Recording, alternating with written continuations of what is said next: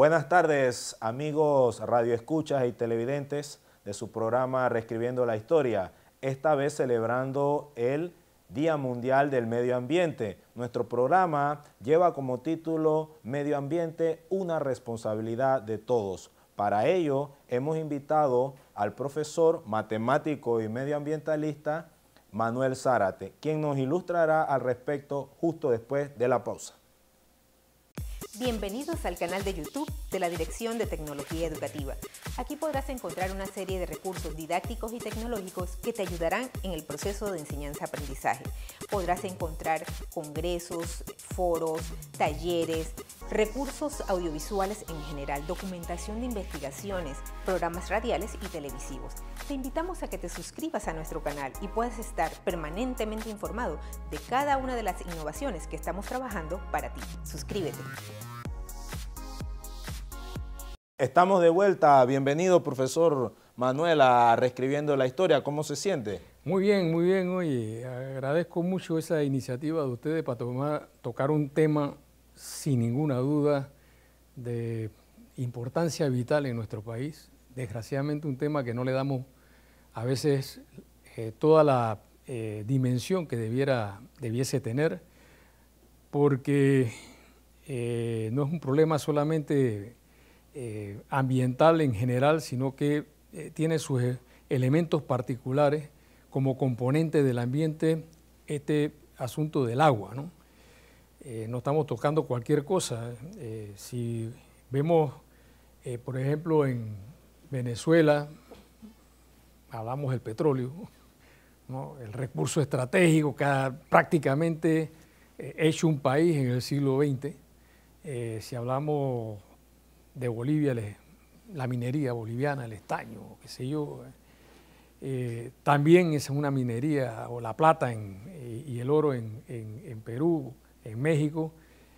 Cuando venimos a Panamá quizás no debemos hablar mucho de la minería, debemos hablar del agua, ¿no? El agua es nuestro gran recurso, que incluso si lo vemos en el dominio histórico, te darás cuenta que cada paso de la construcción de la nación panameña ha tenido una relación permanente con el uso del agua, es decir, ha estado muy relacionado al problema de la gestión del agua, desde el momento de los indígenas, tal como se conformaba en aquellos momentos precolombinos el ordenamiento de la producción indígena, pasando después a lo que hacen los españoles, que depositan toda el desarrollo, el concepto, el eje del país en la función colonial continental, la depositan en lo que se llamó el Chagre, ¿no? Y se organiza el país entonces alrededor del Chagre, la famosa interoceanidad que habla Castillero Calvo, pasando por luego el Canal de Panamá, que continúa con lo mismo, es decir, el canal alrededor del recurso agua sigue siendo el constructor de la nación, y hoy día sucede que lo heredamos como el eje fundamental del desarrollo del Canal de Panamá, que funciona con el agua, es decir, no funciona con el mar, con el agua salada, funciona con el agua dulce, ¿no? Entonces eso yo creo que la primera cosa que necesita este país es valorar lo que tenemos, es decir, cuál es el recurso estratégico, para decirlo en pocas palabras, que nos toca a nosotros dimensionar en este momento desde el punto de vista de lo que es el desarrollo del país. Y en eso te digo algo, hablamos mucho de la sostenibilidad hoy día.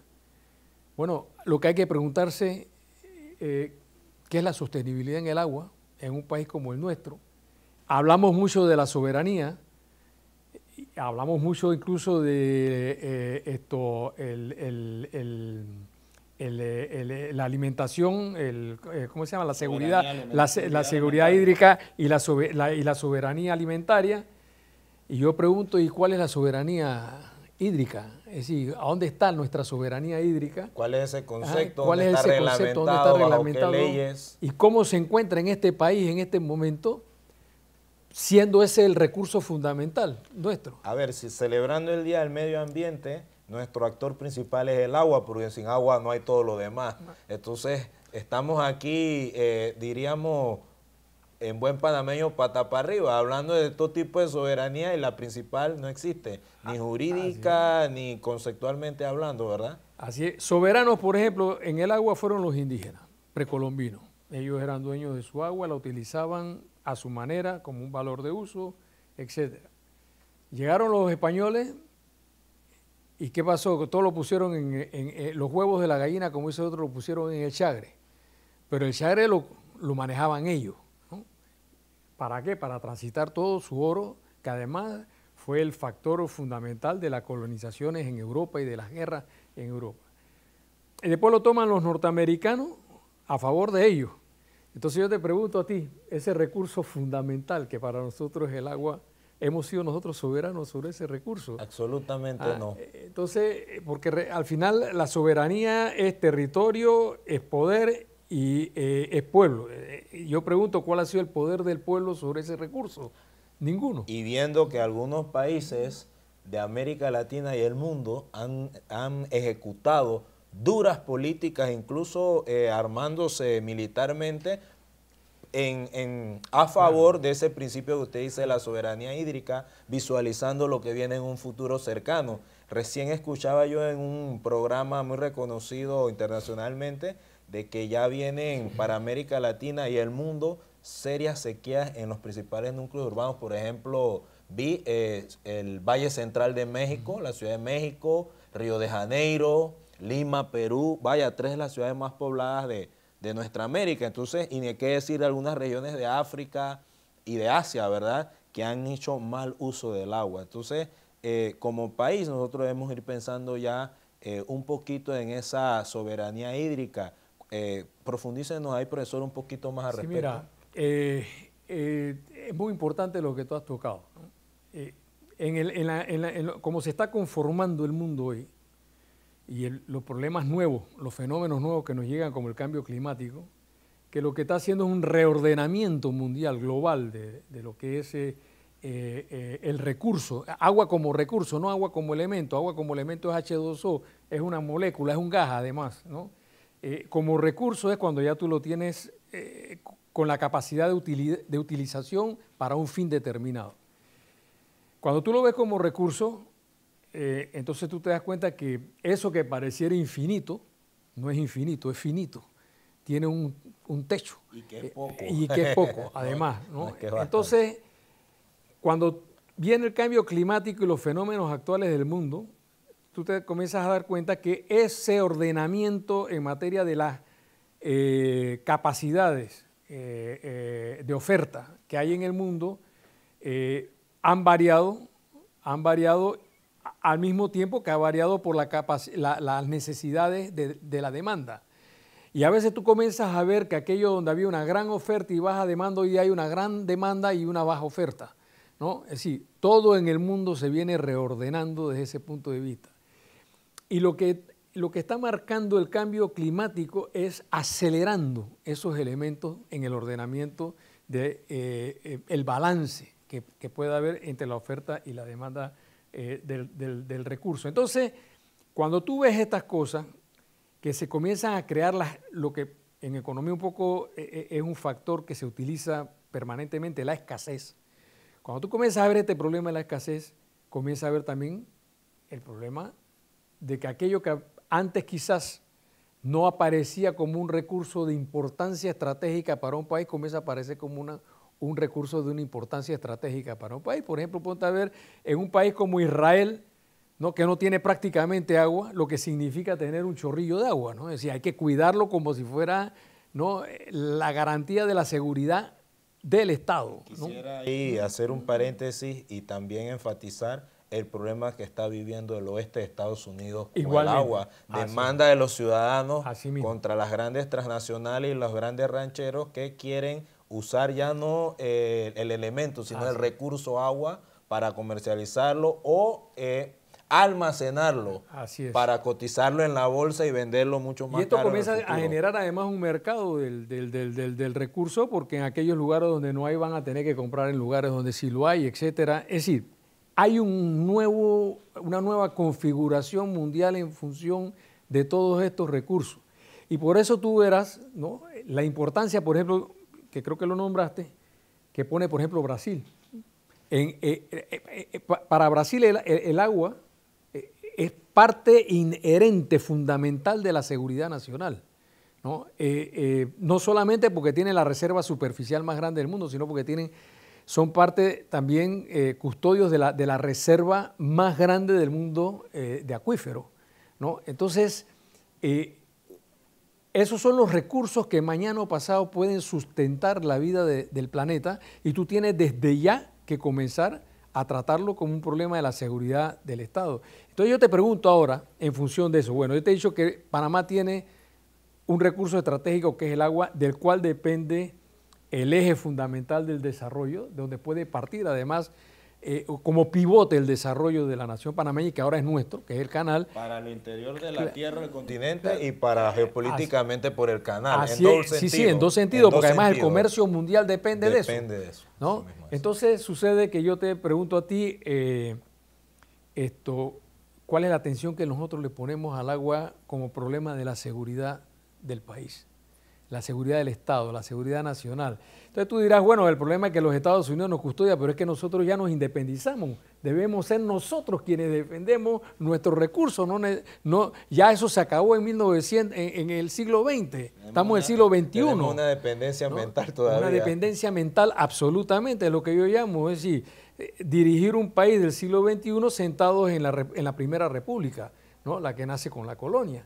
Entonces, ese fenómeno todavía no se ha resuelto ni en esos términos, ni en otros términos también que podríamos hablar. Pero el hecho fundamental es que si el agua lo tenemos nosotros, además en una gran cantidad, nosotros tenemos una disponibilidad en este momento per cápita de la más alta de América Latina. Estamos por alrededor de los 34.000 metros cúbicos por año por habitante, que es de eso estamos utilizando en todo el país, incluyendo el canal, el 25% alrededor.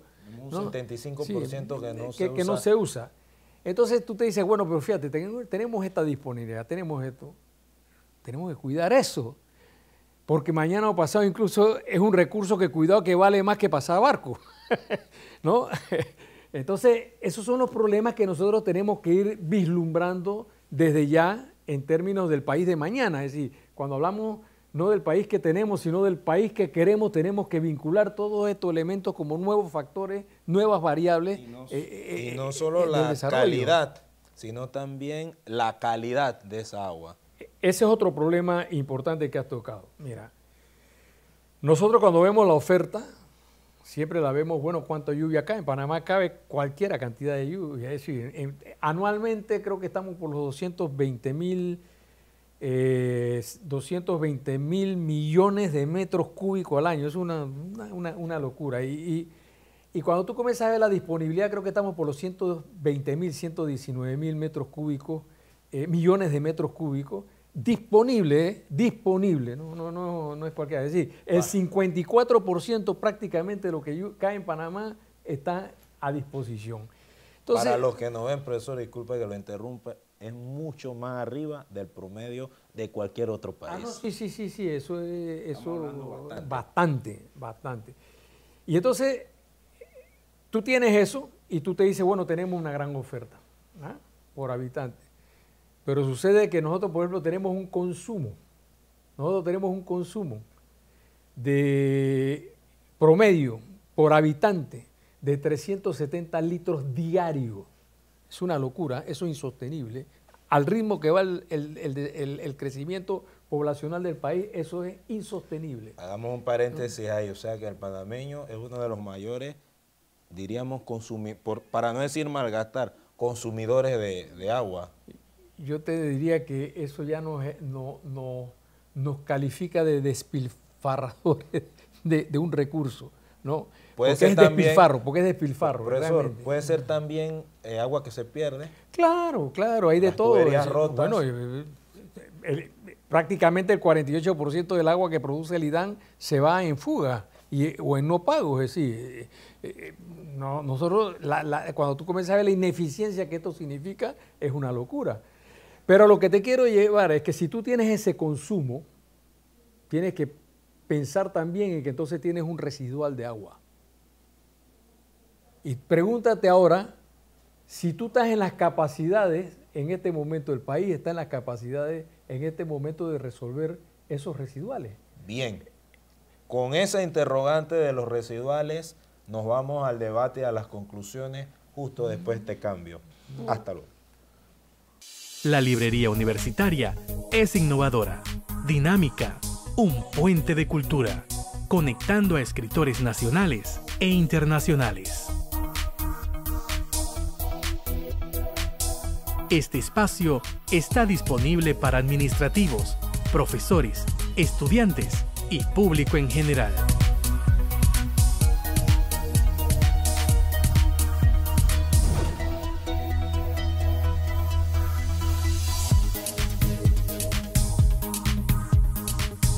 Librería universitaria. Estamos de vuelta a nuestra etapa de conclusiones y un análisis final. Quedamos con el tema de la residualidad. Profesor, profundícenos ahí. Sí, te hablaba de la residualidad por una razón. Hay poca conciencia sobre eso. Como vemos tanta agua, entonces nosotros nos hacemos la idea de que, bueno, hay agua y se acabó. Y eso no es tan así. Nosotros históricamente hemos tenido un agua excelente. Y si ustedes van al Gatún se van a dar cuenta la maravilla que tenemos nosotros en materia de agua. ¿Por qué? Porque somos un país de ríos muy cortos, de pendientes muy rápidas y de grandes volúmenes de agua que caen. O sea que se limpia muy rápidamente el río. Pero cuando vemos lo que está pasando hoy día, con cosas como la que te dije antes, de un consumo de 370 litros por día, usted tiene que comenzar a pensar, como dije, y los residuales, ¿qué pasan? Sucede que no hay capacidad en materia de depuración de esas aguas para regresarlas a su cauce. Entonces lo que estamos viviendo hoy día es un proceso tremendo por dos razones: urbanización, malas tecnologías agrícolas y luego por esos usos extraordinarios que hay efectivamente de aguas residuales negras, etcétera, que iban directamente a las aguas. Estamos viendo una carga de contaminantes en los ríos que no veíamos antes. Y sucede que cuando contaminas, la oferta baja. Es decir, tendrás los caudales, pero el costo de resolver esa contaminación para que puedas utilizar esa agua en términos humanos, obviamente que te está reduciendo las capacidades. O sea, la oferta no solamente, lo que quiero decir, no solamente es cantidad, la oferta también es calidad. Sí, porque para refinar o procesar esa agua la tecnología es costosísima. Entonces ya no es rentable. Claro. Entonces tú, para poder, por ejemplo, tú tienes alguien que está produciendo en la cuenca media, pero tú tienes Antón, por ejemplo, que está consumiendo agua en la cuenca baja. Y si yo contamino las aguas en la cuenca media con mi agricultura, fosfato, etcétera, etcétera, y todos los asociados que traen estos agroquímicos, me dirás si tú puedes utilizar esas aguas en la cuenca baja. No la vas a poder utilizar ya. Entonces, aquí hay un problema muy serio donde tenemos que vislumbrar, uno, las vulnerabilidades en materia geográficas del país para la acumulación necesaria de las aguas que derraman sobre el territorio nacional, ¿no? Y cómo ella debe controlarse en su bajante, ¿no? Porque el problema es que aquí prácticamente todo se escurre y se va. Tenemos que comenzar ya a hacer administración de las aguas, ¿no? Eso por un lado, y por el otro lado tenemos que tener políticas de sanidad de esas aguas, muy profunda, y luego racionalizar. Es decir, no solamente es que utilizamos los 370 litros por habitante por día, sino cómo lo utilizamos. Ustedes saben que lo utilizamos. Limpiamos cualquier cosa y lo tiramos por ahí mismo de regreso al río. Yo he visto cómo cogen, por ejemplo, en arroz, ¿no? Tuberías de 12 pulgadas, abiertas plenamente, tirando el chorro de agua por todos los canales, y sucede que en ese suelo ha echado cualquier cantidad de agroquímicos, ¿no? que se los va llevando el agua directamente para el río. Y después nosotros nos damos cuenta que, bueno, que en los estuarios se están dando problemas de contaminación con los moluscos, con qué sé yo, pero ¿de dónde viene eso de ahí? Es decir, el mal uso del agua también. La gestión es una gestión integrada que tiene que ir desde la oferta hasta la demanda y el consumo. Y que tiene que ver con la educación, profesor. Mire, en la escuela quizás está el detalle de que el panameño común y corriente y el panameño que nos gobierna no tiene una idea de lo frágil que es nuestro ecosistema y nuestra geografía. Panamá es un país alargado, delgado, montañoso, con solo dos vertientes, una hacia el Caribe y una hacia el Pacífico, con ríos cortos y torrentosos en su gran mayoría, que evacúan rápidamente, o sea que el impacto que tenga la minería, los agroquímicos, la deforestación, se va a evidenciar más significativamente en un ecosistema tan frágil como el nuestro, a diferencia de los países más grandes que tienen una chance de más capacidad de regenerarse. Y has planteado una cosa que además se nos va pasando.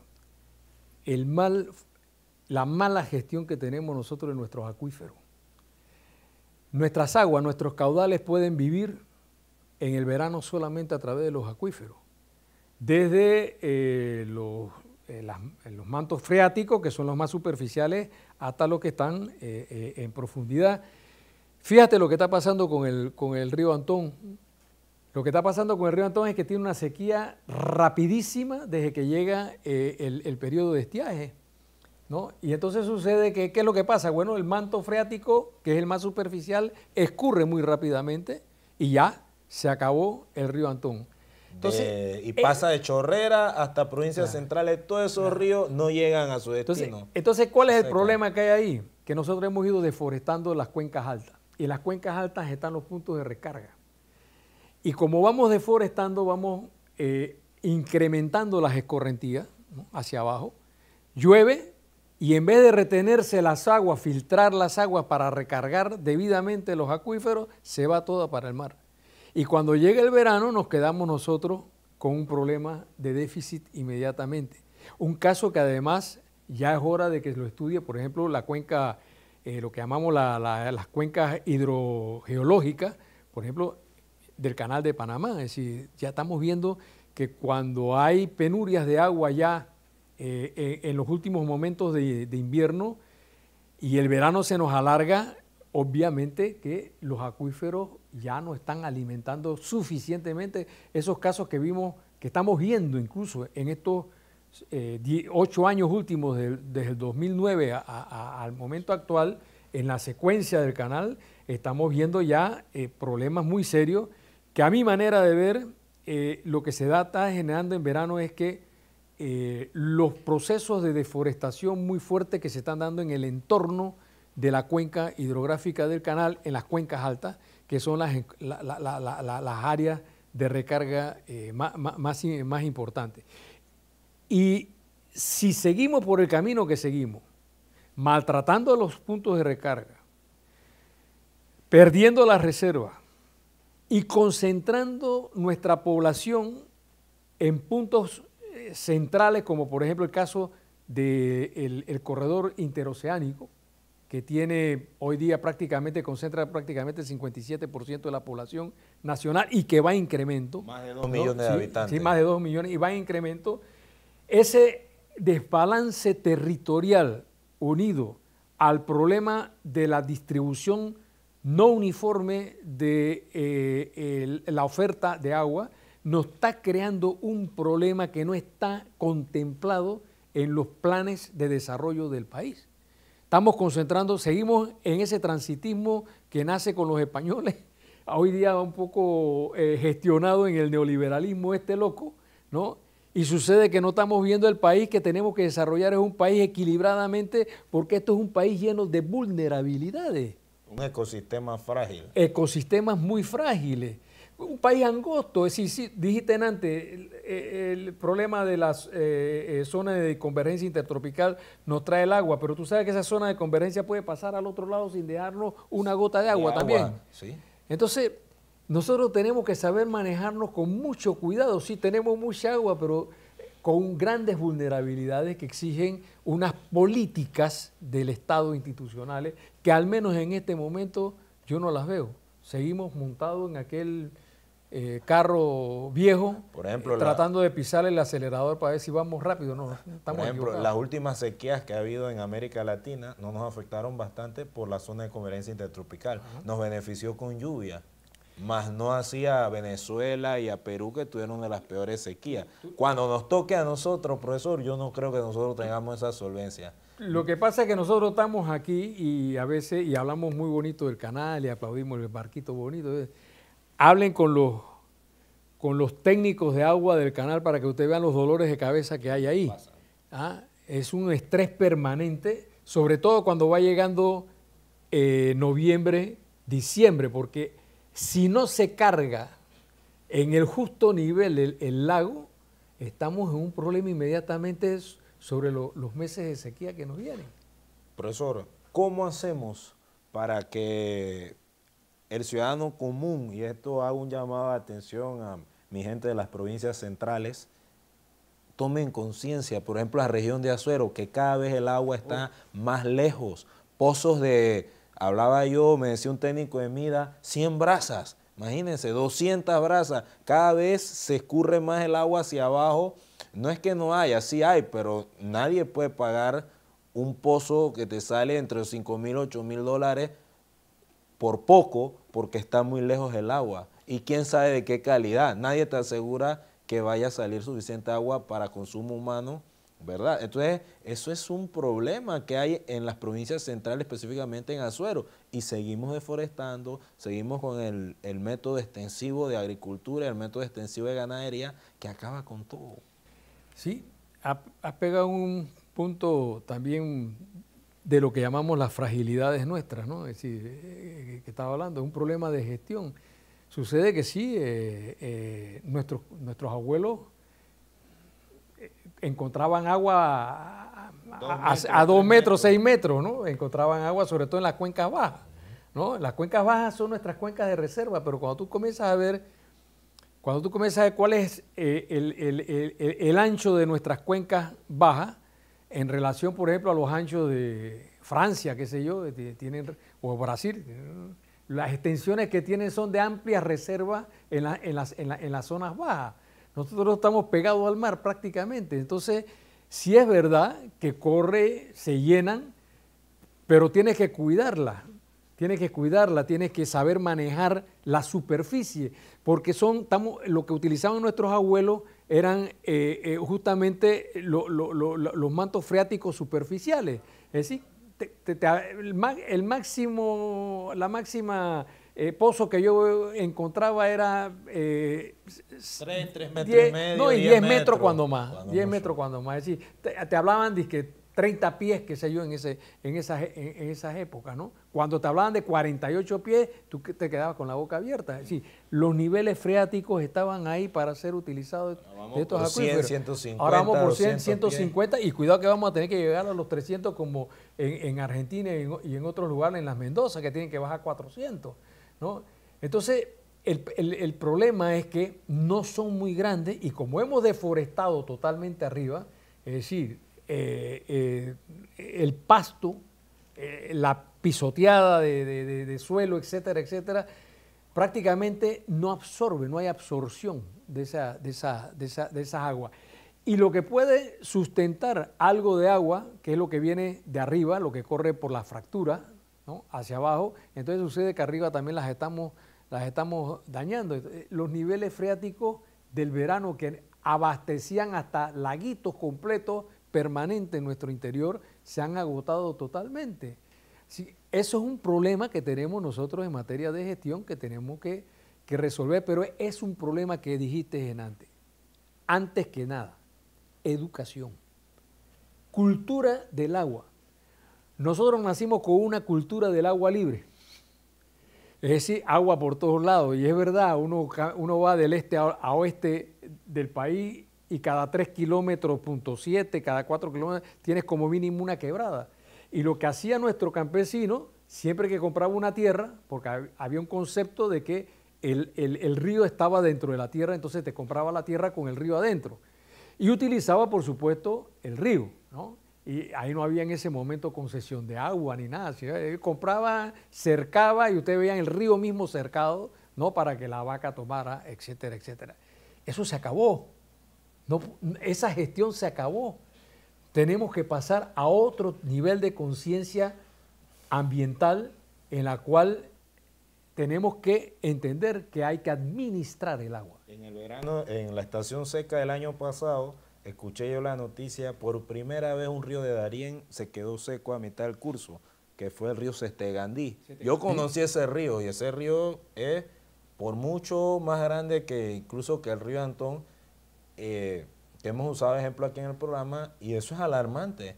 O sea, los niveles de potrerización, para, si vale el concepto, a que estamos llegando en Darién es tremendo, ojo, y ese es supuestamente nuestro pulmón. Así es. Entonces, no veo por las autoridades, ni veo que la sociedad entienda de que el agua es un recurso finito. Así es. Y que nosotros no existimos sin agua. Y esto tiene que inculcarlo desde el niño. No hay ninguna cultura que puedas hacer en la sociedad que venga desde el adulto, tiene que venir desde el niño. Bien. Con esta conclusión, ¿verdad? Nos despedimos de ustedes. Fue un placer haber compartido esta tarde. El profesor Manuel Zárate y mi persona será hasta el próximo programa.